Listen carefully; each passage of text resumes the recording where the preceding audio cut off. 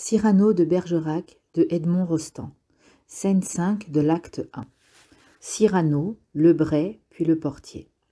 Cyrano à Lebret. Je t'écoute causer. Il s'installe devant le buffet en rangeant devant lui le macaron. Dîner, le verre d'eau, boisson, le grain de raisin, dessert. Il s'assied.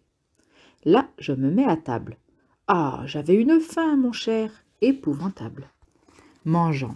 Tu disais, Lebret, que ces fats, aux grands airs belliqueux, te fausseront l'esprit si tu n'écoutes qu'eux. Va consulter des gens de bon sens et t'informe de l'effet qu'a produit ton à la garde. Cyrano achevant son macaron. Énorme. Lebret. Le cardinal. Cyrano s'épanouissant. Il était là, le cardinal? Lebret. A dû trouver cela? Cyrano. Très original. Lebret. Pourtant, Cyrano. C'est un auteur. Il ne peut lui déplaire que l'on vienne troubler la pièce d'un confrère. Lebret. Tu te mets sur les bras vraiment trop d'ennemis. Cyrano attaquant son grain de raisin. Combien puis-je à peu près ce soir m'en être mis? Lebret. 48, sans compter les femmes. Cyrano. Voyons, compte. Lebret.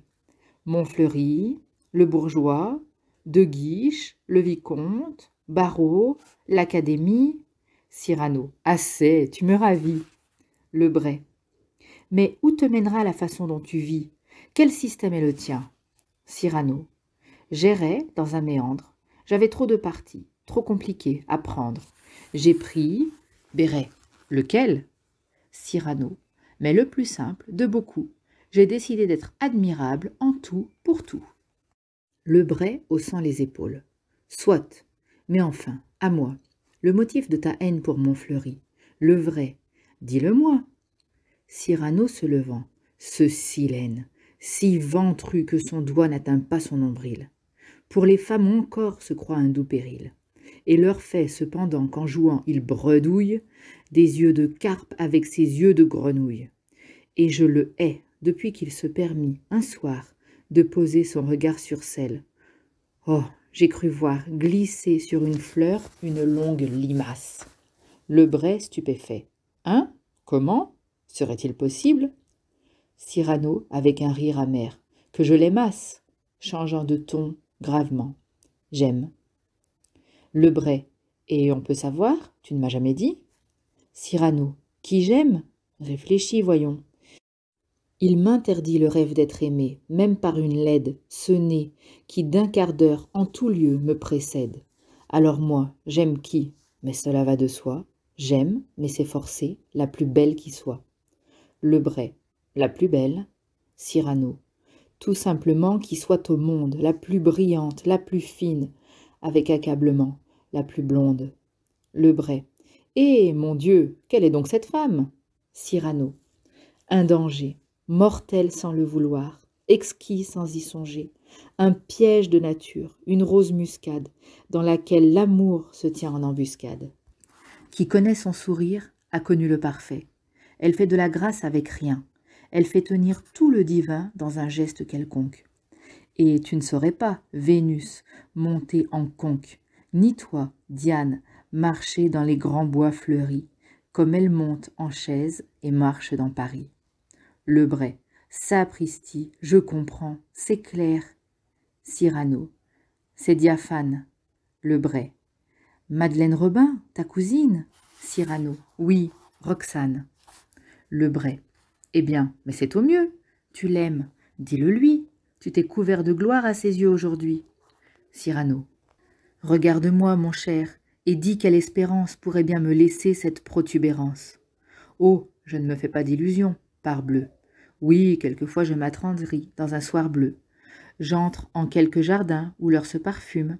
Avec mon pauvre grand diable de nez, j'hume l'avril. Je suis des yeux sous un rayon d'argent, au bras d'un cavalier, quelques femmes, en songeant que pour marcher à petits pas, dans de la lune, moi aussi j'aimerais bien, au bras, en avoir une. Je m'exalte, j'oublie, et j'aperçois soudain l'ombre de mon profil sur le mur du jardin. Lebret ému. Mon ami. Cyrano. Mon ami, j'ai de mauvaises heures, de me sentir si laid, parfois, tout seul. Le Bray, vivement lui prenant la main. Tu pleures? Cyrano. Ah non, cela jamais. Non, ce serait trop laid. Si, le long de ce nez, une larme coulait. Je ne laisserai pas, tant que je serai maître, la divine beauté des larmes se commettre avec tant de laideur grossière. Vois-tu bien, les larmes, il n'est rien de plus sublime, rien. Et je ne voudrais pas qu'excitant la risée, une seule, par moi, fût ridiculisée. Le Bray. Va, ne t'attriste pas, l'amour n'est que hasard. Cyrano secouant la tête. Non, j'aime Cléopâtre, ai-je l'air d'un César? J'adore Bérénice, ai-je l'aspect d'un Tite? Le Bray.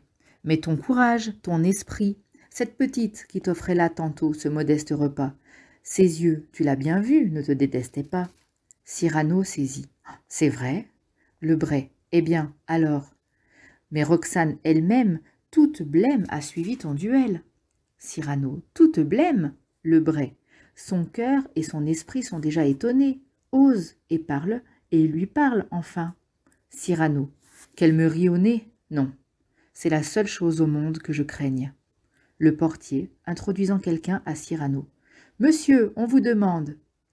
Cyrano, voyant la duègne. Ah, mon Dieu, sa duègne. Fin de la lecture de la scène 5. Alors, on va résumer la scène 5 de l'acte 1 de Cyrano de Bergerac. Alors, la scène 4, c'est la plus célèbre parce que c'est la plus drôle et c'est la plus littéraire, on va dire, avec plus de poésie. Mais moi, je trouve que la scène 5 est beaucoup plus jolie et beaucoup plus touchante parce qu'on découvre le caractère de Cyrano.